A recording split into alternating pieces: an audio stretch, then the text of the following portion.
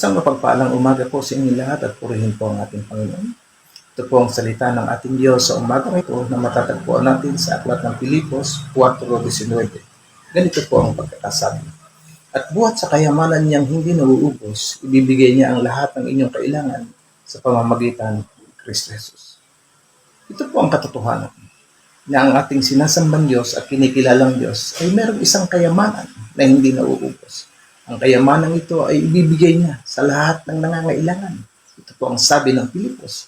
Lamang, ang kailangan ito, material man, financial man, o anumang bagay na iniisip natin na kinakailangan natin sa buhay, ito ay makakamtan lang natin at maibibigay sa atin sa pamamagitan ni Kristo Jesus.